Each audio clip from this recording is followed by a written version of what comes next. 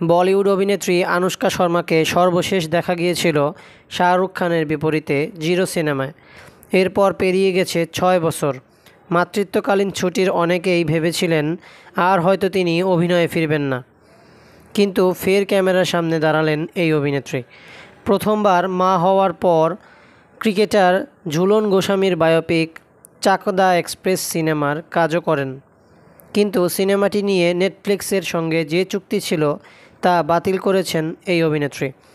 ফলে সিনেমাটির মুক্তি নিয়ে ধোঁয়াশা তৈরি হয়েছে। অন্যদিকে চলতি বছরের ফেব্রুয়ারিতে দ্বিতীয়বার মা হয়েছেন এই অভিনেত্রী। 2 সন্তানকে নিয়েই এখন তার সময় কাটে। ছেলে অকায়ের জন্মানোর পর লন্ডনেই পাকাপাকি ছিলেন তিনি। এমনকি বিশ্বকাপ ক্রিকেট শেষ হওয়ার পর এই অভিনেত্রীর স্বামী বিরাট কোহলিও পাড়ি দিয়েছিলেন লন্ডনে। তারপর লন্ডনের অলিগলিতে মাঝে মাঝেই ফ্রেমবন্দি হয়েছেন এই তারকা জুটি। সেই ছবি দেখে অনেকেই ভেবেছেন আর হয়তো ফিরবেন না তারা দেশে। এমনিতে নিজেদের ব্যক্তিগত জীবনকে কোনোভাবেই ক্যামেরার সামনে আনতে চান না তারা। ছেলে অকায়কে এখনও প্রকাশ্যে আনেননি তারা। সম্প্রতি লন্ডন থেকে ভারতে এসেছেন এই অভিনেত্রী।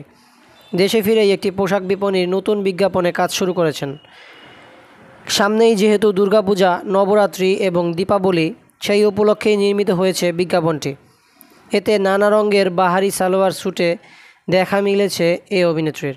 খোলা চুল, হাই হিল আর হালকা মেকআপে যেন মোহময়ী আনুশকা। উৎসবের থিমে সাজানো এই বিজ্ঞাপনটিতে তাকে দেখে দারুণ খুশি নেটিজেনরা।